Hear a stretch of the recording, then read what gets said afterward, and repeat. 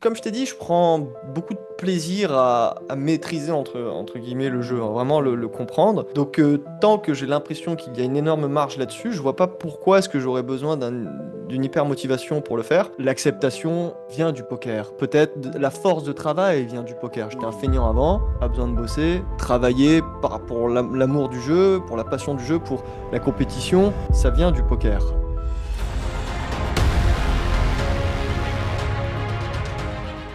Ça a été quoi d'ailleurs ta plus grande erreur Tiens, il y a cette question-là, puis on y reviendra juste après parce que autrement je vais l'oublier. L'importance du mental, justement.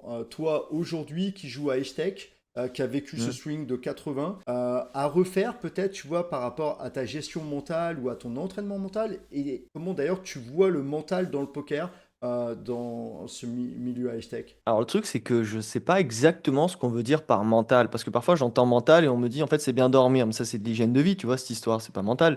Donc si on parle de mental pur, c'est-à-dire peut-être être capable de bien performer et de bien exécuter ce qu'on sait, peut-être c'est ça en fait finalement ce qu'on Pour veut, moi, c'est un ensemble en fait. Parce un peu tout. que ta capacité d'être très bon in-game, liée à une très bonne concentration, n'est Ouais. possible que si tu as une énergie qui va pouvoir la sous-tendre, parce que la concentration n'est que Ouais, une ça fait sens. focalisation de ton attention. Ça, Hmm. c'est possible quand tu as des ressources cognitives. En même temps, qu'il n'y ait pas trop Mhm. de doutes et de pensées intrusives qui viennent te perturber de l'instant présent. Et donc ça, c'est de Ouais. la confiance. Tu vois, en fait, tout est imbriqué. C'est pas aussi évident. Donc, du coup, voilà, moi je suis complètement d'accord. Finalement, le point crucial du mental, c'est principalement ta confiance quand tu joues. Hmm. Est-ce que ton niveau de confiance quand tu joues? Hmm. Et ça, je trouve qu'il dépend d'à quel point tu sens l'edge. C'est Hmm. vraiment, Hmm. je trouve en tout cas, c'est la question fondamentale. Est-ce que Hmm. tu le perçois, ton edge? Et Hmm. presque mieux, tu me l'expliques, ton edge, prouve-le, Hmm. explique-le-moi. Tiens, pourquoi Hmm. là, tu as un edge ici? Qu'est-ce qui fait que tu as un edge? Et si t'es pas capable de le me prouver, je comprends que tu doutes. Parce que tu Hmm. sais pas en fait si tu Ouais, gagnes. T'en sais rien. T'as 4 ouais. BB 100, t'es assujetti à la variance comme jamais. À Hmm. 3 BB 100, t'es assujetti à la variance comme jamais. C'est toi qui avais montré, je crois, avec. C'est ça, avec Thomas, t'avais montré les bots là. Les Ouais. bots, ils ont 0 BB 100. Ouais, zéro. 0 BB Et 100, les mais il y a une swings, variance qui est. c'est waouh. Mais il y a pas de win rate, il n'y a pas d'edge. Quand il n'y Ouais. a pas d'edge, Hmm. il y a que des swings. Si tu as 8 BB 100, il y a l'edge avec un De petit standard mémoire, déviation. sur 1 million de mains, comme ça, il y a entre à 0 BB100, je crois qu'il y avait 12 points de win rate Mais d'écart c'est sur normal. 1 million de mains. Mais c'est normal parce que sur 1 million de mains, à 0 BB100, il n'y a pas d'edge. Et le Hmm. poker, il y a énormément de variance. Alors, en plus, c'est un peu bâtard parce qu'il l'a fait avec des bots. Hmm.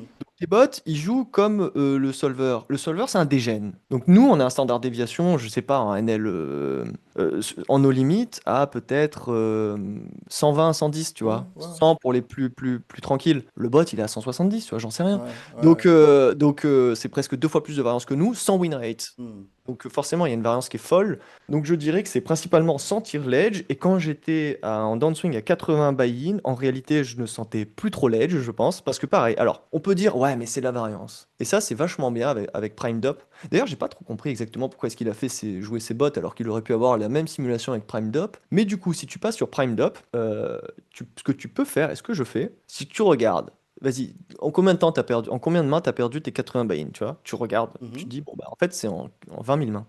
Ok, bah maintenant tu dis que tu as un win rate théorique à 5 BB 100 et tu dis j'ai perdu 80 buy-in en 20 000 mains. Hmm. Quelle est la probabilité de perdre 80 buy-in en 20 000 mains? À 0,001. Peut-être que j'ai pas 5 BB 100 en fait. Peut-être c'est pas Ouais, mon win je, rate, tu je vois vois. ce que tu Et veux dire. peut-être que je me suis un peu Ouais. chauffé là. Hmm. Et ça marche aussi dans l'autre sens. Tiens, Hmm. C'est j'ai pris.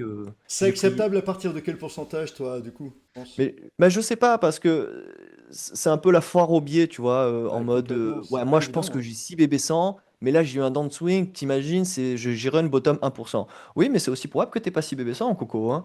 Et c'est aussi probable que t'es bottom 1%. C'est Oui, c'est- c'est ça qui est super Mais, compliqué, je trouve, mais, hein. mais en réalité, tu vois, est-ce qu'il n'y a pas. Bah, tu vois, bah, je sais pas en fait. Est-ce que c'est pas des stats, ça, où tu dis, bah en fait, moi j'ai eu un downswing je sais pas, sur 200 000 mains, j'ai eu ce downswing-là, et en fait, la probabilité d'avoir ce. Tu sais, c'est un peu comme quand tu joues en. Quand t'es sur une table, tu dis, je pense qu'il a presque jamais nuts. Hmm. Tu fais tapis, spot unique, donc 1 sur 1. Tu fais tapis, Hmm. il a nuts. Ah, j'ai run, il a que 2% nuts. Probabilité très faible que 2% de nuts en réalité, parce que le gars, si sur un échantillon de 1 sur 1, tu runs dans le 2% de nuts, bah ça me paraît quand même assez fou que ton estimation soit bonne. Bah c'est à Ouais. peu près pareil, je pense, tu Hmm. vois. Donc Si tu penses que... je vois ce que tu veux dire. Donc l'idée, c'est que pour toi, quand on run bottom trop bas, finalement, peut-être que la proba qu'on ait un niveau théorique plus bas Bah je pense, plus ouais. importante. Ouais, je Et du coup, pense, et inversement. ouais, ouais. Et comment t'as contré finalement un peu, là tu perdais 80 buy-in, t'avais peut-être ces doutes qui arrivaient, comment t'as réussi à ce moment-là, tu vois, à reprendre pied quelque part? Ouais, faut jouer des tables où on est sûr de notre edge. Moi, Ouais, c'est c'est ce que je ça. Donc pense. toi, Je c'est pense que c'est le vraiment mieux. le point le plus important. Être sûr Bah de oui, parce que cet edge comment ressenti, quoi.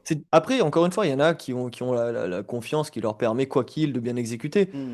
À 80 buy-in, moi, pas capable de bien exécuter, tu Il vois. n'y a pas grand monde, hein, en vrai. Ouais, ben, je pense aussi, mais Non, il n'y bon, a pas grand monde, hein. Ça, je peux te peut-être le dire. qu'ils diront le contraire. On fait appel à des coachs mentaux dans ces moments-là. Bah Et voilà. parfois, tu es surpris. Tu sais, comme tu disais, tu as été surpris de deux noms qui sont rentrés dans ton CFP. Là, parfois, je suis surpris d'un nom, tu vois, qui me demande du coaching mental. Tu dis, ah ouais, lui, alors qu'il a une Ouais, c'est vision, ça. il a une vision dans le poker français très, très, très, très solide, mais là, il est à moins 50, moins 60, et dans sa tête, en fait, ça va pas. Et c'est, tu vois, ce que je répète à longueur de temps, en fait, c'est pas des leaks mentaux qu'on a, ce sont des états mentaux. Et là, il y a vraiment deux choses totalement différentes. Un leak mental, ça serait de considérer que c'est pas normal, tu vois, de commencer à avoir des doutes et tout. Alors Mm. que même les plus solides d'entre nous, les plus forts, etc., connaissent aussi ce truc-là. Donc c'est pas un leak, c'est un état mental de doute, de perturbation de ta confiance et de plein de choses, en fait, qui est complètement normal. Bon, on n'est pas là pour faire un petit cours de Ah, neurophysiologie, mais et c'est complètement normal. dans le thème d'important, tu m'as demandé la structure quand tu rentres dedans.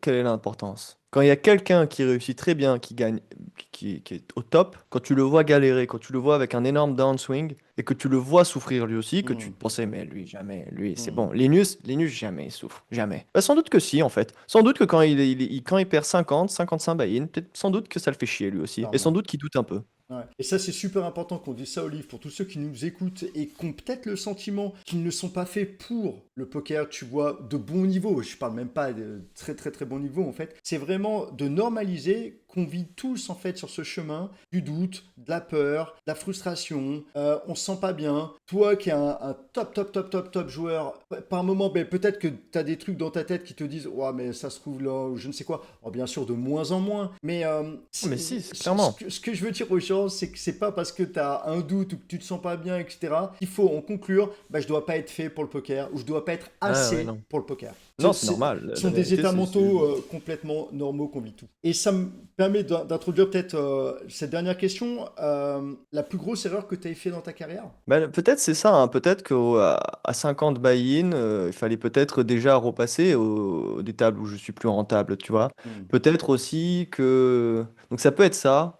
Le 12 tabling, c'est un peu tôt et Ouais, non, à un moment, je le faisais en fait aussi. Donc peut-être le 12 tab... Peut-être aussi des sessions sans raison anormalement longues aussi, la vérité. Hmm, Tu sais, hmm. parfois, t'es Pour te juste... rattraper, pour te refaire. Mais alors, de toute façon, je te le dis, hein, une personne, elle te dit j'ai joué 10 heures, tu peux t'assurer qu'à l'heure 4, elle est complètement down comme jamais, que son seul but c'est d'être C'est un 5 et peu ben, vrai, hein. il n'y a pas une seule personne qui fait des sessions de 10 heures et qui a pris 40 buy-in. Non, c'est clair. Par C'est contre, clair. qui en remonte 15, ça y en a. Ouais, ouais. Donc sans doute peut-être des sessions vraiment où tu vas, tu augmentes la variance, tu veux vraiment passer break-even, c'est bon quoi, pas lâche, c'est bon, va faire autre chose. Il y a Pense un peu long de ça aussi. terme et gère ton truc, rien ne se joue aujourd'hui. Pas prendre assez de break aussi, tu vois, mais c'est toujours un peu la même chose, c'est toujours... C'est principalement une question d'énergie en fait, j'ai l'impression. Énormément, et ça se gère ça. Alors là, c'est Tao Te King qui te pose cette question. C'est quoi les erreurs techniques les plus fréquentes que tu observes chez les joueurs qui montent en high stake? Qu'est-ce que je remarque?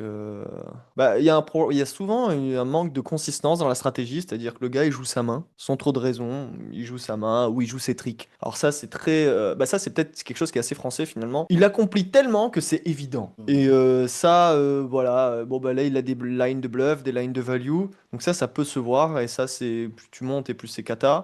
Ou sinon sans raison d'un coup le mec te lâche un call de nulle part, j'ai pas compris. Hmm. Genre, il colle SI dans un spot ou j'en sais rien, ou bottom pair dans un Il spot l'a où... senti. Attention, je suis un défenseur de l'intuition, mais j'ai Je l'impression suis qu'il le veut premier te... défenseur de l'intuition. Mais comme Mais toi, parfois, on il a des joue à limites. l'intuition, et c'est pas de la vraie intuition. Franchement, voilà, donc peut-être des... Ouais, après, bon, c'est pas des erreurs, on va dire. Ça, c'est vraiment les grosses erreurs. Après, peut-être qu'il y en a qui font des folds en middle stakes et sans raison, en high stakes, se dit, bah, lui contre lui, je fold pas. C'est ça. Alors que finalement, faut sans doute folder aussi, au moins au début, quoi. Il te pose une autre question, comment tu dévis finalement entre une approche plus équilibrée GTO et une approche exploitante? Est-ce que tu as des repères et à quel moment tu sais qu'il faut que tu reviennes à un truc un peu plus équilibré parce que tu t'es peut-être perdu dans tes exploits? Alors, je reviens à l'équilibre quand je vois qu'il m'a on complet et que je sais plus Ouais. par où, je sais plus quelle prise prendre. Donc ça va être le premier point. Aussi, encore une fois, là, on dit genre c'est facile, genre tu reviens à l'équilibre, c'est facile, mais c'est un temps infini et je reviens pas vraiment à l'équilibre. Encore une fois, il y a Hmm. des tonnes d'erreurs de V, hein. Et du coup, sinon, j'essaye de jouer encore une fois, c'est consistant, pré-flop, flop et turn. Et à partir de la river, chose qu'on voit assez rarement des rivers, j'essaye d'être un peu plus en fonction du gars, de ce que j'ai pu voir, de ce qu'il vient de faire. Voilà. Ok. Donc c'est toujours là-dessus, quoi. Ouais. Alors, il y a une question qui a été posée. Qu'est-ce que tu penses, toi, du trafic du cash game high stake? Comment tu vois l'évolution prochainement? Ok. Donc je pense. Ah, il entend quoi par high stakes? J'imagine, allez, on va dire de la 500 plus. Mais du coup, il y a plusieurs écosystèmes. Si on parle de la France, je pense que c'est nickel. Honnêtement, en 1000-2000, je pense que c'est nickel. Pas, enfin, après, ça fait pas 20 ans que je joue, mais il faudrait demander à Estelle ou à Victor qui sont là depuis une éternité. J'ai pas l'impression que le trafic diminue. Maintenant, il y a eu pour les joueurs.com un gros coup de massue avec Gigi qui a Hmm. arrêté les super high stakes, donc ils ont cassé le rêve. Bah là, moi, j'ai assez simplement, je me dis, mais du coup, il y a une place vacante que quelqu'un va récupérer. Mais c'est pas si simple, j'ai l'impression, parce que c'est Gigi qui a quand même encore tout le marché, et comme ils imposent des tables jusqu'en 2000, peut-être qu'à la fin, ils vont juste récupérer encore plus de règles grâce à leur table en 2K, et pas forcément l'ouvrir. Donc, moi, j'y crois, je pense qu'il y aura encore Bon, une c'est ou deux rules confiant, qui hein. vont sortir. Ouais, je suis confiant sur le futur en très haute limite. Une autre question, c'est quoi la part de technique et de mental en high stake, selon toi? Dans tes matchs notamment, heads up, j'imagine que le mental doit être plus important qu'en Six Max. Bah ça, encore une fois, ça dépend drôlement qui tu joues, je pense. Parce qu'il y a des gars, bah, par exemple, tu vois, si tu tombes sur un de la HU Mafia et que tu as très très bien bossé, bah là, il va falloir très bien exécuter. Donc sans doute que ça va être principalement à Hmm. quel point tu vas réussir à bien exécuter. À niveau égal, sans doute tu vois un peu mental, mais dès que le niveau il est pas, ouais, dès qu'il y a, il y a un déséquilibre, sans doute si tu es devant, la technique aura plus d'importance. Donc voilà, mais dans les deux cas, de toute façon, il faut réussir à bien encaisser. J'essaye, alors j'ai pas des millions de mantras. Mais il y en a un qui est pas trop mal, c'est avant de lancer, je fais pas tout le temps, mais j'essaie de le faire. Avant de lancer, bon, avec combien je suis prêt à perdre? Et ça, c'est un peu une bonne question, tu vois, genre en mode. C'était ma Est-ce question. que ça vient de toi? Bah, ça Est-ce vient que. peut-être de moi, parce que dans mon Ouais, parce que warm-up je de sais pas l'époque, d'où il y ça avait. vient, C'est ça. mais Bah, je pense que je l'ai pris quelque part. bah, je pense que tu l'as pris du warm-up PMS, en fait, où il y avait C'était dans. Ok. combien je suis prêt à perdre aujourd'hui. Bah voilà, bah ça c'est pas mal en vrai, parce que franchement, comme ça, à chaque fois que tu le perds, c'est déjà dans tes pertes. En fait, tu lances en ayant perdu. Ce Hmm. qui te permet, après, c'est un peu du bonus et t'es peinard. Donc Ça ça me m'a fait pas mal penser à un aidé, je truc que pense. disait Alex RTS dans l'interview, c'est je ne joue pas une limite à laquelle je ne suis pas prêt à perdre un buy-in pour pouvoir en fait faire un move Ah oui, c'est sûr. n'importe quand. Et t'as des joueurs, mettons ça, moi j'entends ça aussi beaucoup. Vas-y, c'est de la 500, c'est ok, mais là c'est de l'Inca et j'ose pas faire ce truc. Ça serait quoi ton conseil de Ah, continuer à t'accrocher là-dedans pour t'habituer à cette peur nouvelle? Ou au contraire, si tu le sens pas, n'y va pas du tout et attends. Mais il y a des gens qui attendront toute leur carrière en oui, bah fait. voilà, non, c'est pour ça en fait. Je pense que malheureusement, il n'y a aucune autre manière pour aller au-delà de la peur. C'est-à-dire, même si tu as une énorme bankroll et que tu joues en 500, quoi qu'il arrive, la première fois que tu seras en 1000, tu auras peur. Donc, tu n'auras pas le choix, je pense, que au début, tu folderas, tu vois. Faut payer, mais je fold, j'ai peur. Et au début, c'est ce qu'ils vont faire, tu vois. Hmm. Et c'est pas grave parce que ils vont engendrer un peu de frustration, hein. Bon, là, j'aimerais bien y aller quand même, tu vois. Et bah, la prochaine fois, ils iront sans doute. Et après, par contre, je dirais que bah, du coup, si jamais tu sens que c'est l'heure d'aller sur cette limite et qu'elle est très belle la table, il faut quand même y aller. Peut-être que, et ça, c'était Yuri qui avait dit ça dans son interview avec Mechanic of Poker. Mhm. Il a dit, mais en fait, là, en L5K, mon premier shot, j'étais à tapis. Tapis, pré-flop, j'étais derrière. Et mon cœur presque s'est arrêté en mode putain, mais merde, je vais perdre 5000, ça va être horrible, ça va être horrible, ça va être horrible. Il a gagné. Il a tout fermé et s'est dit, en fait, je suis incapable d'accepter ce swing-là. Donc lui, c'est sans doute que là, c'était vraiment trop dur et que la bankroll n'était. Un problème de swing, c'est un problème quand même de bankroll, je pense. sans doute que la bankroll n'était pas assez conséquente. Tandis qu'un problème d'oser un coup, ça peut être en lien avec la bankroll, mais c'est beaucoup en lien finalement avec l'habitude, je pense. Ah, L'habitude de jouer la limite, etc. en thérapie cognitivo-comportementale, on demande en fait aux clients d'aller se confronter à l'objet de la peur, tu vois, de façon régulière et Ah progressive ouais, en fait. Parce qu'autrement, le système nerveux ne mais oui. s'habituera jamais à un truc comme ça. Donc, est-ce que toi, tu as des peurs qui s'activent encore aujourd'hui quand tu joues? Ouais, c'est comme tout le monde, je pense. T'es 200 deep, d'un coup, sans raison, tu vas envoyer tapis en bluff, tu te dis, bon, ça peut être pénible quand même. Mais une peur de m'empêcher de faire le move, je pense pas. Non, je pense, j'ai pas grand-chose en tête. Pas Et grand-chose en tu bosses encore ton mental aujourd'hui? Je fais, bah, comme... Moi, je considère que, tu vois, mes cohérences cardiaques, ça fait partie de ça. Ah, mais ça en fait Je, partie, clairement. je considère que préparer, entre guillemets, le mois, pas de forcément très précise, mais qu'est-ce que je veux faire, qu'est-ce que je veux réaliser ce mois-ci, mine de rien, ça y contribue aussi. Et sinon, bah, c'est pas grand-chose, mais c'est quelques petits notepads où tu sais, t'écris en gros ta session, qu'est-ce que tu vas faire sur cette session-là, le warm-up. C'est pas vraiment un warm-up, c'est globalement quelle attitude tu veux avoir dans la session. C'est plus cette C'est idée-là, quoi. important, hein. Je le fais pas C'est- tout le temps, hein, Ouais, pour être ouais. franc, mais Ok. Non, mais voilà. Je suis c'est pas le plus utiliser le pouvoir de carré ton là-dessus. intention qui vient dire bah, qui j'ai envie d'être un peu plus aujourd'hui, qu'est-ce que j'ai envie de faire un peu plus dans cette session, et tu te programmes évidemment à déjà poser tu préfères Heads Up ou Six Max? Ça, c'est Nico qui demande ça. Je crois pas avoir plus Je prends autant de plaisir dans l'un, dans les deux. Peut-être ce que je préfère dans le heads up, c'est que quand tu étudies une situation, elle arrive tout de suite. Et en Six Max, pas vrai. En Six Hmm. Max, tu vas travailler même en 3 bêtes SB bouton qui arrive souvent. Avec un type de board, bah, tu te rends compte que tu peux passer 2 sessions sans que ça se produise. En SRP HU, le board va apparaître dans la session suivante. Et ça, c'est quand même, ça, c'est un des trucs agréables, quoi, tu vois. Hmm. Tout ce que tu Le... travailles, tu peux le mettre en Ah, application et le ça. tester. Et ça, dans le poker, on l'a très peu. Donc ça, tu le trouves dans le heads up. Et aussi, ce qui est bien, ce que je préfère peut-être dans le heads up, contrairement au Six Max, on va dire que je le fais plus dans le heads up du moins, c'est que comme t'as pas beaucoup de situations, tu peux aller un peu, tu peux aller assez loin dans la précision. Sur quelques combos marginaux pré-flop, leur impact dans la stratégie, Hmm. toutes ces choses-là. Et donc ça, ouais, mais en fait, je pense que là où, enfin, où je prends et où je pense que beaucoup de joueurs prennent le plus de plaisir, c'est quand ils ont bien résolu l'énigme. Hmm. C'est ça qui est kiffant en fait. C'est Hmm. ça que j'aime le plus moi. Même sans doute même plus que la compétition moi en Hmm. réalité. C'est pas ce que je préfère jouer. C'est vraiment juste ok. Comprendre. Hmm. Ouais, moi ça me plaît, tu vois. Et parfois j'ai Justement, des j'ai te demander c'est quoi ton moteur caché, ta motivation profonde. Eh je, ben là, je on est crois que dedans là. je crois qu'il y a drôlement ça et après je sais pas, tu vois, j'ai jamais eu de grands besoins de motivation moi en réalité. Genre j'ai toujours c'était comme ça, faut que j'y arrive, sans raison particulière, ça doit venir, j'en sais rien, peut-être de l'enfance, de l'environnement que j'ai eu, peu importe à vrai dire, c'est là. Et ouais, juste Et très content aujourd'hui, d'apprendre des trucs, quoi. Très ouais. content d'apprendre des trucs. Aujourd'hui, si tu as une motivation à aller à un endroit spécifique ou quoi, ça serait quoi un peu tes objectifs ou tu vois le truc que tu aimerais réaliser?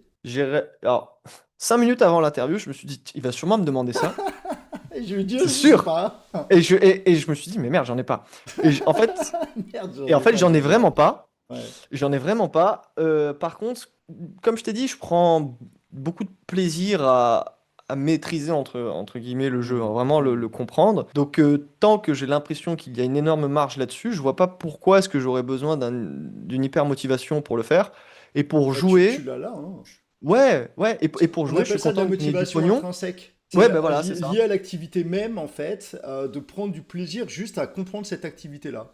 Peu importe ce que j'en fais ou quoi, j'ai pas besoin d'autres objectifs, et toi, ton objectif, c'est de comprendre de plus en plus comment fonctionnent, en fait, les mécaniques du jeu, quoi. Mais là, on parle en plus de la théorie, mais encore une fois, même les mécaniques psychologiques du Hmm, joueur, qu'est-ce qui fait qu'à ce moment-là, celui-là, il va pas shove bluff, tu hmm, vois? C'est hmm, possible, tu peux, et encore plus en live. C'est pour ça qu'en live, les mecs, ils ont aucunement besoin d'apprendre tous les points très précis de la théorie, puisque le mec, il arrive, en fait, parce que il te dit, mais là, il va jamais bluff. hmm, Donc, à partir du moment où tu sais ce qu'il va faire, quel hmm. intérêt tu as à vraiment étudier comme un malade des petits points de mini-edge? Parce que toi, t'as mieux, tu connais sa main ou tu sais ce qu'il va faire. Est-ce que d'ailleurs, Donc, tu trouves que c'est plus important de connaître les mécaniques du jeu ou de connaître avec précision le profiling de tes adversaires? Non, le mieux, c'est de toujours savoir plus ou moins sa main et ce qu'il va en faire. Ça, il n'y a pas de débat. Ouais.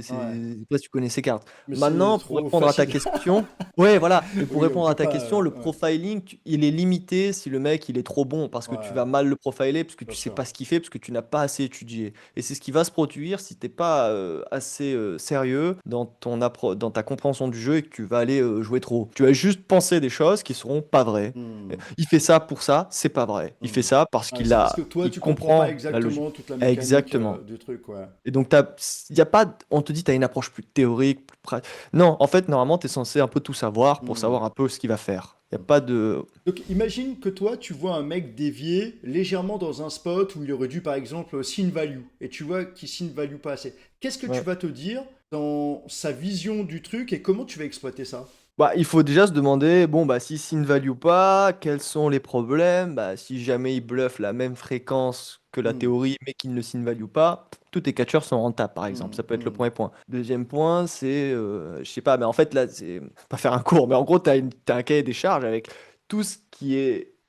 Quelle est la conséquence de pas signe que tu dois faire? Il y en a plein, là j'en ai donné une, tu vois. S'il ne signe pas, peut-être qu'il va falloir call. Mais c'est pas forcément vrai. Parce qu'il peut très bien ne pas signe et ne pas bluff assez. Et ne pas bluffer, c'est ouais, Qui, qui, complètement. qui l'empêche? Si jamais D'ailleurs, d'ailleurs, il aime Showdown 7 High, est-ce qui que l'empêche? y a pas une corrélation très forte entre les mecs qui bluffent beaucoup et les mecs qui vont signe beaucoup? Mais bien sûr, Bah, bien sûr, donc c'est peut-être forcément qu'il lié. signe pas assez parce qu'il bluffe pas assez en vrai, le mec. Mais bien sûr, c'est sans doute lié aussi. Hmm. Parce que le mec qui ne bluffe pas assez, parce qu'on dit c'est un nit. Mais les nits sont pas bêtes, hein. Attention, il faut pas les prendre pour des idiots. Il ne signe pas assez parce qu'il sait qu'il va pas se faire payer assez. C'est possible aussi. Parce qu'il sait qu'il a une image nitty. Mais Donc peut-être moi, qu'il te si je renvoyait le comprends bluff. bien comment c'est la mécanique de livre, tu prends un spot et tu prends ton petit stylo papier là et tu essaies de lister toutes les conséquences de ce que tu viens de voir et comment tu peux jouer après avec. Je Alors, schématise un peu, bien évidemment, hein. oui, mais c'est ça, c'est une des parties du job, je pense, qui est assez utile, hein. Mais si tu veux, il faudrait réussir à le faire, ça c'est très important. C'est exactement ce que, quand tu me dis, quand on parlait de review les mains, le cooldown, regarder une sim river, mais aucun intérêt. Ce qu'il faut réussir à faire, c'est, il l'a pas signé ici, donc quels sont les possibles ajustements qu'on peut faire sur toutes les streets d'avant, hein, parce que les streets sont complètement liées les unes aux autres. C'est pour ça que les node-lock ont leurs limites, c'est-à-dire que le node-lock, Hmm, il n'est présent que sur une seule street, sans les streets précédentes ni les hmm. streets futures. Donc, bref, du coup, tout ça pour dire que, ouais, Ouais, le mec va pas signer c'est la mécanique, assez, quoi, peut-être qu'il va pas bluff assez, donc tu peux call pré-flop beaucoup plus parce que par etc exemple. etc comme quoi Par exemple. tout est lié. Ouais. C'est quoi la plus grande illusion que tu penses que les gens ont du poker? Alors là je te parle pas des gens extérieurs, que des joueurs middle stake on va dire ont sur le poker. C'est une question un peu vague hein, mais On va essayer d'y j'avoue la répondre question elle de est pas manière simple. Hein. diplomatique. Du coup, bah, j'imagine ces fantasmes, donc sans doute en hot limit. Et quels sont les fantasmes en hot limit les plus récurrents? Tout le monde a assez de bluff partout, tout le monde est dégène, tout le monde catch partout, tout le monde est trop fort, tout le monde est théorique. Hmm. Faux, tout est faux. Ils sont meilleurs, ils Complètement sont sans doute d'accord. meilleurs qu'en NL400, mais c'est pas à ce point-là. Par contre, ce qu'ils font, et ça c'est vrai, c'est qu'ils ne font pas ils font moins de spew. Hmm. Voilà. Plus Et solide. ça coûte beaucoup d'argent de spew, hein. On se rend pas compte. Il y en a beaucoup qui spew. Mais je vois des buy-in volés, mais sans la moindre raison, quoi, hein. Ouais, Et je me dis, mais pourquoi? Et là, ton win rate, mais il se fait. Et éclaté. attention, c'est pas en mode terrible. Je l'ai fait et c'est une étape pour avancer. Ah, d'ailleurs, j'avais une question pour toi.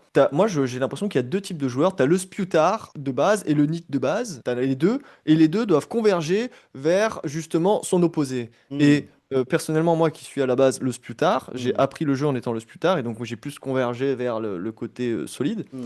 Je me rappelle qu'à chaque fois, avant de lancer une session, et ça, je pense que ça m'a beaucoup aidé, hein, mon intention, c'était d'être un hit. Hmm. Mais ça marchait pas vraiment, hein, mais assez pour que il y a Ça que les. te ramené Ah ouais. progressivement. Ouais, ouais. En fait, en fait, si t'es un vrai spewtard en toi et que ton intention c'est d'être un hit, je peux t'assurer que quand le spot il est trop beau, tu résistes pas. Tu Hmm. résistes pas et tu vas quoi qu'il arrive. Tu veux quand même. Mais c'est juste, du coup, j'ai l'impression que tu les, Là, tu les sélectionnes. Il faut mais qu'ils soient trop drôlement, beaux. mais Et tu vas drôlement, pas tous les prendre. Tu vas peut-être en prendre exactement. que 5 sur 10. Et ça sera Voilà. déjà un effort et tu Et auras même pris les moins, 5 le plus but beaux. c'est même moins, oui. Et peut-être moins. Si tu ne le vois pas clairement, ah oui, ça c'est. Parfois on fait des moves, on voit pas trop. Bah tiens, là ça devrait marcher. Oui, mais Ouais. t'as rien expliqué, il n'y a pas de range qui a été Et énoncé. ça marche pas C'est des beaucoup. combos, c'est là et la deuxième paire, mais il n'y a aucune deuxième paire concrètement en combo qui a été Ouais. énoncée. Pas bon ça. Il faut que tu Non. me dises les mains, il faut que tu sois clair, net et précis. Totalement d'accord avec Si toi. tu veux me convaincre, il faut que Et tu je me pense que dises. c'est les histoires qu'on se raconte qui nous poussent à faire le truc, parce que notre vraie motivation, c'était d'aller faire ce truc-là. Et donc, on va Ah ouais, ouais, commencer ouais, à se alors là. raconter une histoire, qu'il a Alors peut-être ses là. combos et tout. Et ça, on le Ah voit ouais, ouais. notamment avec nos élèves, tu sais, tu dis, mais pourquoi t'as fait ça? Ben, je vais chercher à faire folder ça, ça, ça. Mais je fais, mais ça, c'est dans ses ranges. Ah ben, quand le gars y réfléchit, ah ben non, en fait. Donc, pourquoi tu l'as fait? Ben, en fait, c'est parce J'avais que juste envie. je voulais J'avais juste vraiment le envie. faire. Ouais.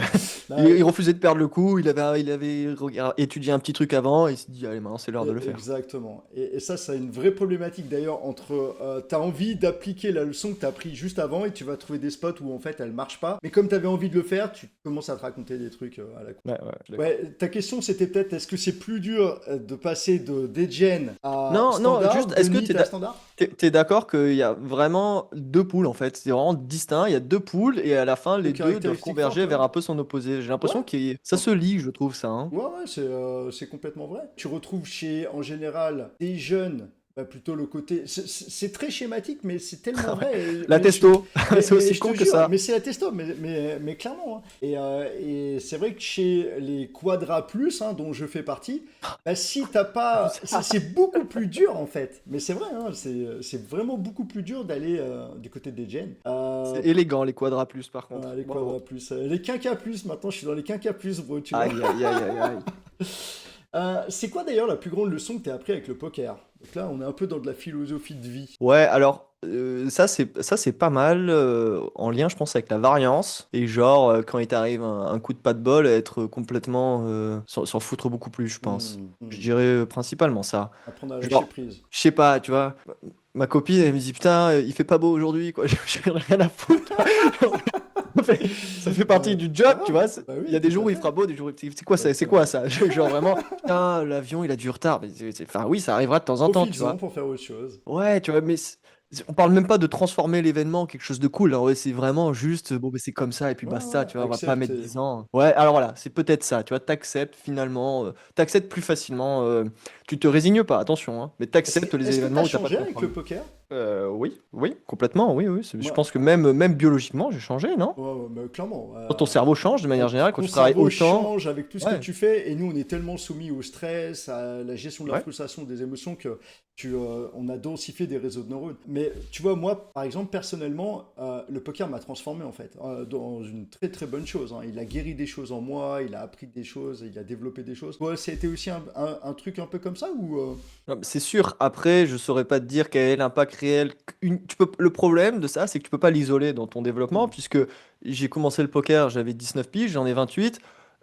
Des années de 19 à 28 ans, si j'avais pas fait du poker, j'aurais eu un autre développement. Hmm, c'est vrai. Et tu vois, donc c'est très dur de dire exactement. Là, par exemple, je suis assez sûr de moi quand je te dis que l'acceptation vient du poker. Peut-être la force de travail vient du poker. J'étais un Hmm. feignant avant, pas besoin de bosser. Travailler pour l'amour du jeu, pour la passion du jeu, pour la compétition, ça vient du poker. Une hygiène de vie vient du poker aussi. Avant, bon, bah, c'était soirée Biture Express tous les samedis et vendredis soirs. Maintenant, Turbo Cuite qu'une fois par mois, tu vois. Hmm. Ouais. Importante, ouais, pour le côté social, pour le côté. Enfin bref, peu importe. Enfin, pas forcément avec l'alcool, mais peu importe, mais voilà. T'en as déjà un peu parlé. Ouais, je te repose quand même la question parce qu'elle est un peu dans ma liste. Qu'est-ce que tu considères comme un vrai signe d'excellence chez un joueur et t'as pas le droit de voir le win rate et les résultats? Les questions qu'il pose. Ah, génial. Et elles seraient orientées comment? Bah, elles sont réorientées comment? Bah, ils touchent juste, quoi, à chaque fois. C'est-à-dire que tu parles, tu poses. Je sais pas, quand je fais un cours, tu vois, il y a des questions où presque ça te fait réfléchir, toi, en mode ah, tiens, intéressant, mais je vais réfléchir avec toi, en fait, tu vois. C'est Voilà. exactement la même réponse qu'a donné Léo de Deep Dive Poker. Ah, mais pas étonnant, c'est mon gars, Léo. Donc tu vois, c'est plutôt très bon signe pour toi parce que Léo c'est un mec Ah, d'une lui, intelligence lui, lui, lui, par contre, extraordinaire. je ne veux pas qu'il vienne sur nos tables, tu vois. Il Il c'est un reste joueur de loin. MTT. Il adore trop la théorie Non. pour perdre du temps temps à jouer, lui. Mais il m'avait dit exactement la même chose, qu'il a travaillé avec plein de joueurs, des joueurs high-tech, des très très bons et des moyens, en fait. Et j'avais posé la même question, il m'a dit, en fait, il y a deux, trois gars, quand ils me posent une question, je me dis, waouh, la question qu'il m'a posée me montre que lui, il a tout capté. C'est les Ouais, ouais, mais questions c'est que vrai. te posent les C'est gens. vrai, c'est vrai. Ouais, bah, super intéressant. Tu avais une seule habitude à cultiver durant 10 ans, par exemple, pour améliorer ta carrière poker. Ça serait quoi l'habitude, conseil que tu donnerais aux gens? Bah là, moi j'ai l'impression que ce truc de Anki 1 heure par jour, c'est vachement bien, quoi, hein. Tu sais que Anki, quand j'ai découvert ce truc-là il y a maintenant 10 ans, un peu plus de 10 ans, c'était mais vraiment pas connu. Et je me suis dit, mais c'est quoi cette pépite monstrueuse, quoi? Mais Et honnêtement, mais je trouve mais tu que, sais, en plus, t'es d'accord avec moi que quand t'apprends quelque chose, mais quel tilt de devoir le jeter à la poubelle parce que tu vas jamais le revoir. Tandis que là, même hein, si. Maintenant c'est affreux. Honnêtement, mon Anki, j'ai je sais pas combien de fiches de retard, horriblissime, mais il est là-dedans. C'est très rassurant pour moi. bien sûr, Pas mais perdu. tellement Travail pas d'accord. jeté poubelle. Tellement d'accord. Un petit tips, donne-toi des durées et pas des mains à rattraper. Parce que quand on voit, oh putain, il y a 100 mains, tu vois, ouais, je sais pas, t'es parti J'en une ai semaine. 800 de retard, mec. Ouais, t'as T'imagines 800 de l'horreur. retard, ça peut créer un stress qui va pousser à la Non, mais procrastination. de toute façon, je fais qu'une heure par. De toute façon, je vois Ouais, bien que je pourrais bah, pas, tu vois. Ah oui, et aussi autre chose. Alors, bah, du coup, avec la team, on est parti à Aix-en-Provence là, il y a pas longtemps, c'est mi-septembre. Et donc, on en profitait on a parlé poker comme des dingues, et notamment sur un peu toutes les questions qu'on se pose tous les deux là depuis tout à l'heure. hmm, Et moi, je m'étais fait une réflexion et j'en avais parlé avec les gars. Et je me suis dit, mais en vrai de vrai, là, tu vois, genre, je t'ai dit que je pouvais bosser parfois, genre 15-20 heures sur un sujet, mais on parle de une semaine et demie, tu vois, sur la durée. Un étudiant en médecine qui prend de l'information toute la journée. C'est-à-dire hmm, qu'on prend pas quelqu'un qui travaille et qui parfois, il est sur l'ordinateur, il faut rien, enfin, hmm. il produit pas. Un Il vrai produit, mais il bosseur. réfléchit pas. Ou un gars en médecine qui vraiment, je sais pas, quand il prépare l'internat et qui veut avoir un bon score, ou quand il fait la P1, tu vois, j'en sais rien, il bosse littéralement au moins, on va dire, 10-11 heures par jour et peut-être 7 heures extrêmement productives. Personne, je pense personne, n'a jamais fait ça dans le poker pour apprendre le jeu. Et je me dis, mais en vrai de vrai, un mois et demi, que ça, non, sans déconner, t'es où? T'es à quel niveau? Parce que C'est vrai, là, on hein. parle d'une heure par jour et c'est truc bien. Mais c'est parce qu'on est juste, ça reflète peut-être un manque de compétitivité du domaine, parce que la seule raison de pourquoi est-ce que ces gars qui sont des branleurs au lycée ou enfin pas des trucs de ouf et d'un coup ils t'envoient des 12 heures par jour avec 8 heures très productifs, la seule raison c'est parce qu'ils n'ont pas le choix. Ils sont Hmm, dos au mur. Sinon hmm, tu passes pas le concours, t'es hmm, mort. hmm, Tu l'auras jamais sinon. hmm. Tu es obligé d'être aussi fort que ça. Nous, on n'a pas ce besoin-là. Mais du coup, est-ce qu'il n'est pas possible de se démerder pour créer ce besoin-là? Alors certes, tu joues beaucoup moins, hein, parce que quand tu as fait 7 heures d'études, tu vas jouer comme un âne, pour vraiment Ouais. maîtriser. Et je pense à la puissance de l'environnement. Tu trouves deux, trois Ouais, mecs c'est sûr. déter comme ça, tu dis les mecs, on loue une maison pendant un mois où genre il n'y a rien d'autre que ça. Ouais. Et limite, je vais pas dire que vous créez un challenge, mais un truc comme ça, mais bien sûr que tu as entièrement raison. Si le niveau, genre par exemple, bah là, tu vois, si jamais tu veux aller taper le top 5 monde, j'ai l'impression que ou top 3 monde, tu es obligé de passer par là. Ouais, non, mais clairement. Et pour gagner très bien ta vie, quand je dis très bien, alors bon, moi je suis en France, du coup il y a peut-être une bonne partie qui part aux impôts, donc il faut, je sais pas, si c'est 5 000 € brut par mois, c'est bien, c'est pas évident avec 50% à donner aux impôts, tu vois, enfin Hmm, c'est faisable, attention, mais hmm, comme tu es précaire, blablabla, parce que t'as pas de statut. hmm.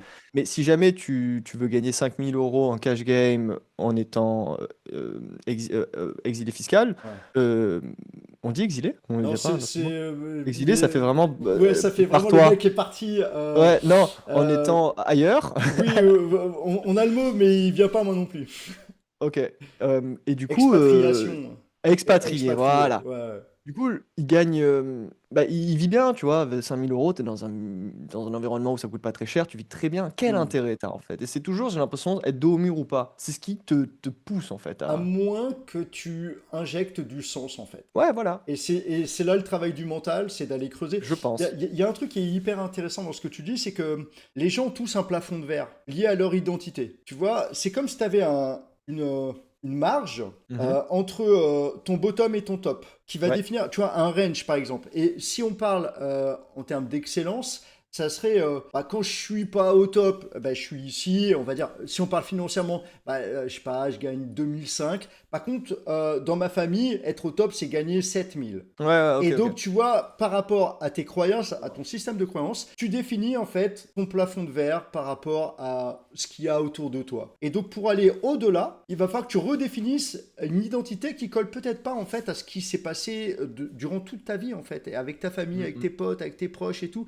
Et donc là, il faut injecter du sens qui vient créer, mais pourquoi en fait je vais aller dans un mois dans une maison à travailler 10 heures par jour, mais pourquoi en Quelle fait? horreur! Quelle horreur!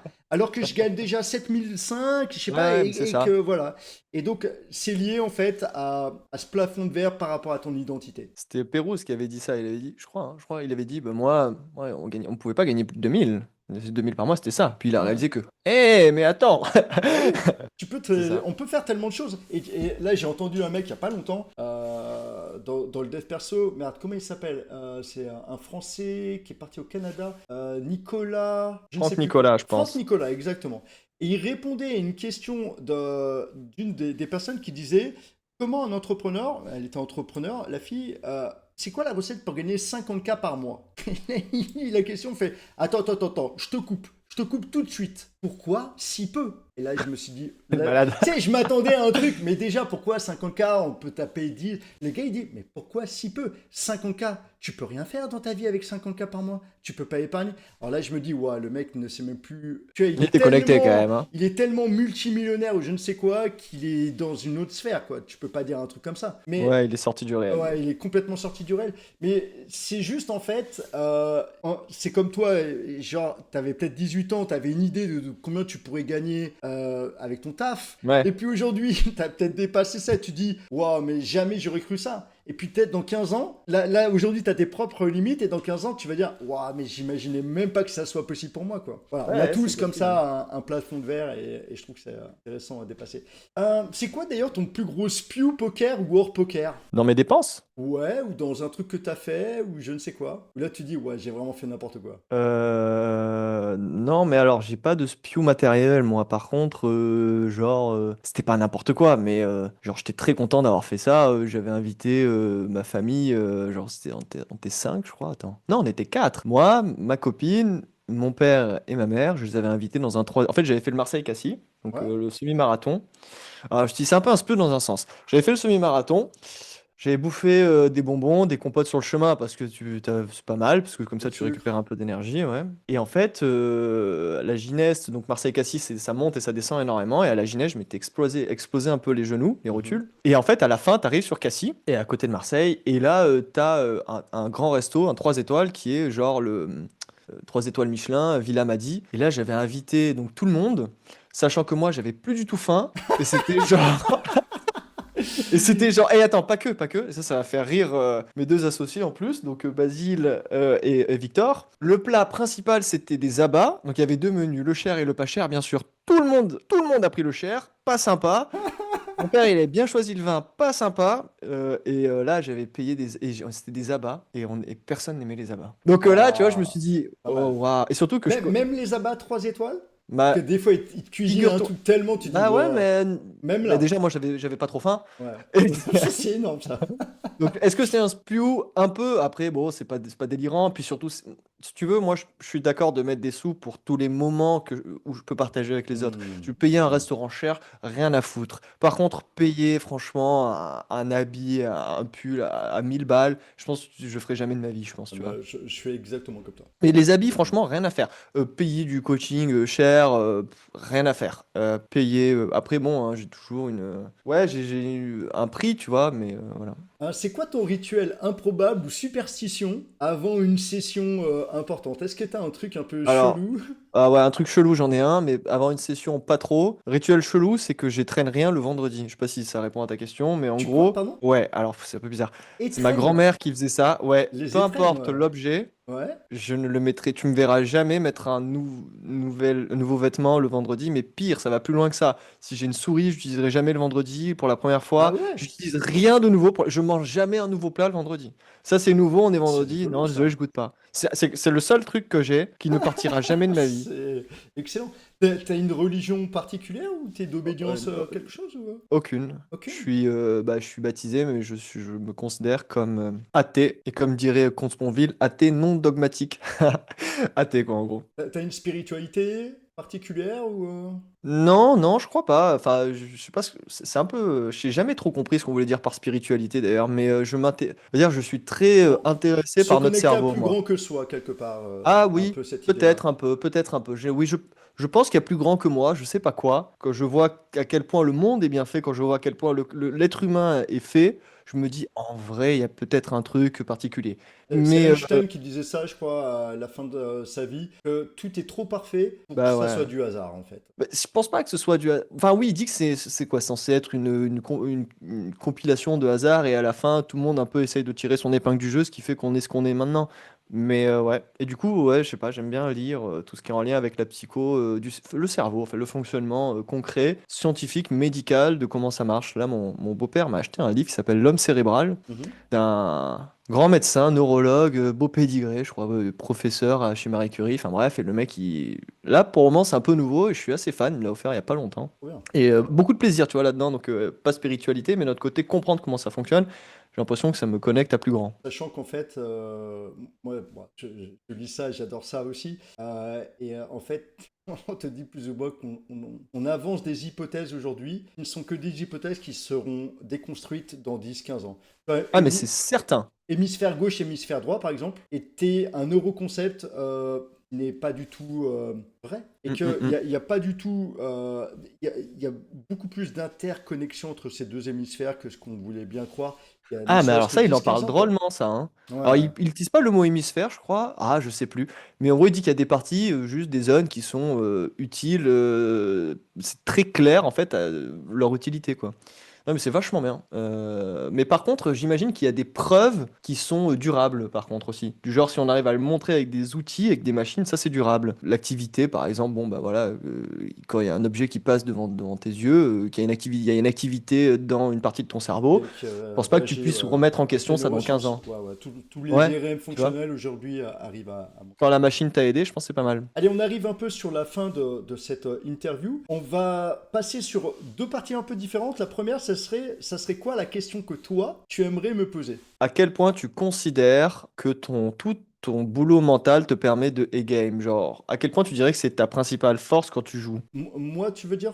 De mon côté? Je te la pose à toi, du coup, c'était pas Ouais, ça la ouais, question? si, si, si, si, mais c'était moi ou de façon générale, en fait? Ou juste pour moi en tant Moi, que... je pose à toi, Laurent Delbrel, je veux À moi, savoir à Laurent quel point Delbret? tu considères Ouais, que, à quel point genre, je sais pas si ton win rate il est à, j'en sais rien, on va dire X, quel pourcentage de ce X vient de franchement, toute énorme. ton approche mentale, hein? Tout? Énormissime. Énormissime parce que j'ai réouvert des solvers il y a peut-être 3 mois. Waouh, J'avais travaillé avec Pio, moi, il y a longtemps, hein. Et après, en fait, j'avais mis tout ça de côté, en fait. Et là, je suis en train ça faisait pas de sens, de il y avait pas assez de réouvrir des sens, trucs.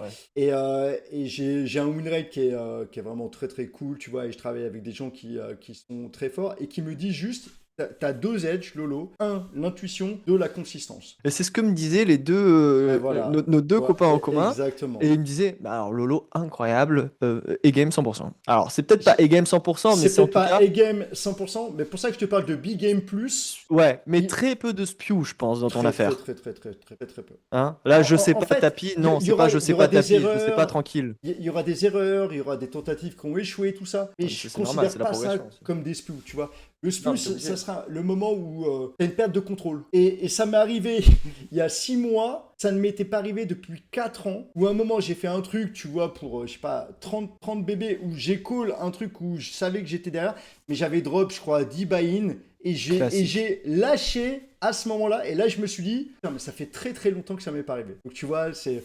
Mais et je crois Donc, fondamentalement que... énorme force de win rate là-dessus, hein. Ouais, Énorme, énorme gain. qu'on a tous en fait, tu vois, des qualités qui vont avoir un impact énorme sur nos résultats et qu'il faut cultiver en fait ces qualités plutôt que d'aller tout le temps travailler tes points faibles. Chose qu'on Mm. entend beaucoup dans le milieu du poker et que tu entends beaucoup moins dans le milieu du sport de très haut niveau par exemple, où on va plutôt miser sur toi tes points forts c'est là-dedans, il faut que tu ailles renforcer ça, ça, ça, et que tu appuies ton jeu là-dedans. Tu as un tennisman, si son point fort c'est le coup droit, on va pas lui faire travailler son revers pendant des heures et des heures et des heures. On va essayer de centrer un style de jeu où son coup droit, il va pouvoir l'implémenter encore davantage. Vraiment, il va crush grâce au coup droit et le revers, faut pas qu'il perde Exactement. trop. Ouais, c'est ça. Ce qui veut pas dire qu'il faut pas travailler le revers, hein, bien Non, bien évidemment. sûr. Donc tu vois, c'est d'ailleurs pour ça que je réouvre des solvers parce que Ouais, je mais ça fait sens sens, hein. il y a des trucs. J'ai une capacité à absorber ce que font les autres. Et comme les autres passent des heures et des heures à faire des trucs théoriques et tout, et à sortir des choses, je me dis, tiens, c'est hyper intéressant ce qu'il m'a fait là. Et du coup, tu vois, je cale ça et j'essaie de le comprendre. Ouais. Et quand je Tu réouvre un passes forcément solver, par. et tu vois, c'est ce que je fais actuellement, mon jeu, en fait, il est très proche de ça. Alors que je l'ai pas ouvert depuis très très longtemps. Et donc, voilà. Moi, je pense qu'effectivement, c'est tout le travail mental que je fais depuis très longtemps qui me connecte à une stabilité de très haut niveau aujourd'hui, je crois, et à une intuition aussi qui est assez développée chez moi. Donc, Ok, pour fabuleux. les dernières parties de questions, tu me réponds juste par un mot ou une phrase grand maximum. Donc ça va aller vraiment très très On vite. va essayer. Allez, on va essayer. Qui a fortement influencé ta vie? Ma mère, mes parents, pardon. Tes parents. Pourquoi ta maman d'ailleurs t'as dit en première? Parce que c'est celle qui me met au monde. D'accord. Quel est un moment fort qui a changé ta vie? Du coup, le décès de mon père. Qui est récent, je crois. Ouais, ouais, j'ai eu ça en début d'année, donc là, forcément, en janvier. Surtout, ça a été une mort subite, quoi. C'est-à-dire qu'il Hmm. était en super forme, aucun antécédent médical. Et il est décédé d'un. On ne sait pas exactement, ça vient du cœur. On pense à une arythmie cardiaque. Une arythmie, quoi. Et donc, du coup, ça, forcément, ça a un impact massif et ta vision du monde change à jamais, en gros, à les nouvelles, quoi. C'est-à-dire que c'est pas. C'est vraiment la définition que donne Boris de la résilience. C'est-à-dire que c'est un peu comme un sol. C'est-à-dire que c'est vraiment. Il y avait une base, il s'est passé un événement comme celui-ci, et il y a un nouveau départ, mais c'est pas le même qu'avant, c'est comme les sols, c'est-à-dire que s'il y a un incendie, le nouveau sol ne sera pas le même que celui d'avant. C'est la définition de la résilience. Donc voilà, donc ça, sans doute que ça a été le plus gros point qui a changé ma vie. Hmm, ok. Très peu récent. Et bien sûr, toutes mes condoléances encore une fois pour Non, ce, merci, ce c'est adorable. moment. Ton message était adorable. De quoi t'es le plus fier aujourd'hui? De ma relation avec mes proches, et notamment avec ma copine. Et un peu mon niveau poker aussi, ceci dit, hein. C'est quoi un des meilleurs conseils que l'on t'ait donné? De prendre le temps et d'être curieux. Et le pire? De se précipiter. Si demain tu devais arrêter le poker, qu'aimerais-tu que les gens se rappellent de toi? Un Donc, gars en tant humble que avec joueur, qui bien on, sûr. un gars humble avec qui on aimait étudier et en tant que joueur, super chiant à jouer. Il pouvait faire tapis à tout moment, c'était l'horreur. C'est quoi le meilleur investissement que tu aies fait? Le meilleur investissement que j'ai fait, sans doute dans coaching poker, c'était pas mal. C'est quoi la croyance que tu as et qui n'est pas partagée par tout le monde? C'est dur ça. Ouais, c'est pas évident, ouais. Croyance que j'ai et qui est pas partagée par tout le monde. Que douter, c'est pas si mal finalement. C'est d'ailleurs le langage des personnes intelligentes, Ah, sympa ça. qui doutent beaucoup plus que les autres. Si tu pouvais manger avec une ou plusieurs personnes vivantes ou décédées, ça serait qui autour de la table à manger des abats? Quelqu'un qui avait répondu Jésus, je trouve ça fabuleux. J'ai trouvé ça fabuleux comme réponse, mais il va falloir en trouver une autre. Avec qui je déjeunerais avec Charles de Gaulle, tiens. Ça doit être Ah. intéressant quand même. Si tu pouvais mettre un message qui apparaîtrait sur les Champs-Élysées en 3 par 4 et que tout le monde pourrait lire au quotidien. C'était pas mieux avant, peut-être, un truc comme ça. Tu avais un message à donner au petit Ali de 12 ans, et ça sera la dernière question. Donc imagine toi, le petit Olive, t'as 12 ans et t'as un message à lui donner. Ça serait quoi? Le message que je pourrais donner. Non, bah c'est ça, c'est vraiment sois curieux, tente, sois curieux et essaye. Sois curieux slash sceptique et essaye. Écoute, c'est juste énormissime. Alors, il y a plein de gens qui, j'imagine, vont vouloir essayer d'échanger avec toi. Je sais que bah, tu as un CFP aujourd'hui. Ouais. Comment on peut te contacter? Comment on peut aujourd'hui vouloir travailler avec toi? Bah écoute, on va mettre en lien dans au moins la dernière partie un lien pour nous contacter pour le CFP. Mhm. Après, je suis pas sur les réseaux, donc ça va être compliqué de venir m'envoyer des messages. Sinon, peut-être Donc tu Alibaba sur réouvres les Discord, mais je sais portes au pas. mois de... En fait, si vous voulez, pour ceux qui nous écoutent, vous pouvez postuler un peu à tout moment. Le truc, c'est qu'on va pas prendre de nouveaux joueurs On ne sait pas exactement la date précise pour la deuxième saison. En fait, pour expliquer qu'est-ce qui s'est passé avec ce CFP, c'est qu'on est du coup avec Victor, donc son pseudo c'est Fast Please, et Basile, un gars que j'ai coaché pendant une éternité, qui est un ami, donc les deux.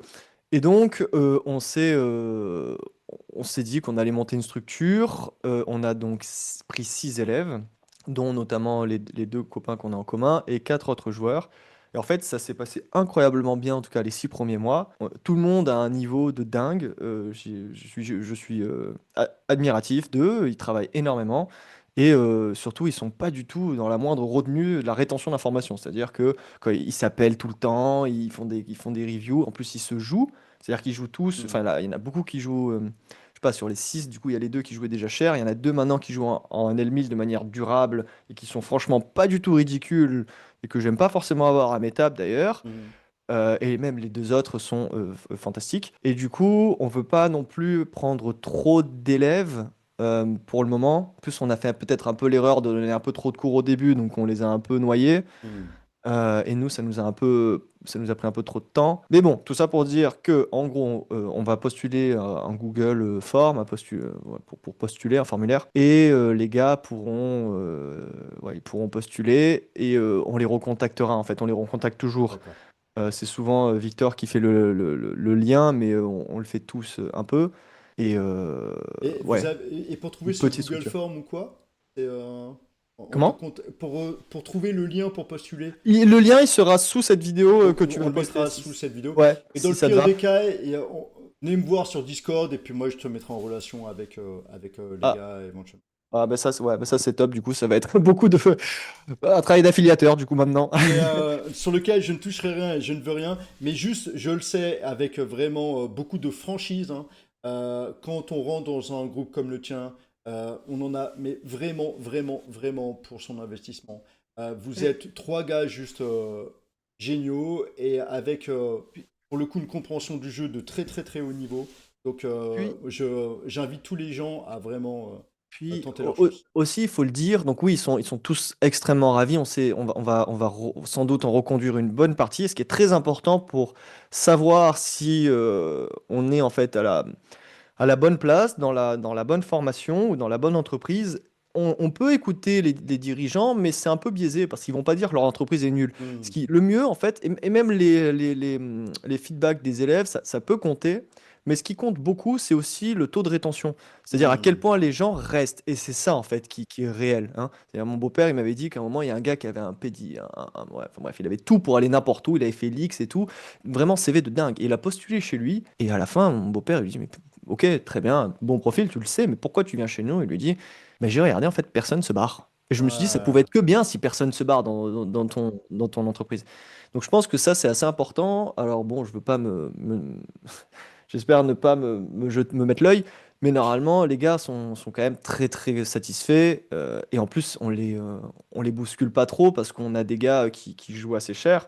On n'est pas là à leur imposer un volume ou quoi que ce soit. Hmm. C'est-à-dire que enfin, il y a un minimum, mais c'est vraiment ridicule. Et les mecs d'eux-mêmes, ils travaillent beaucoup, ils donnent une tonne à l'équipe. Et franchement, non, franchement, je suis extrêmement content de ce groupe-là. Et à Aix, on s'est marré, mais t'imagines pas. Ouais, On s'est marré, il y a, un il je y a peux un gars qui a fini l'imaginer, ouais. troisième, mais mec, c'était tellement drôle. Dédicace à lui, hein. Dédicace à Rémi, ouais, bien sûr. Dédicace à Rémi, bien évidemment. Est-ce qu'il y a une question que tu aurais aimé que je te pose? Est-ce que tu me trouves beau? Et ça sera la dernière.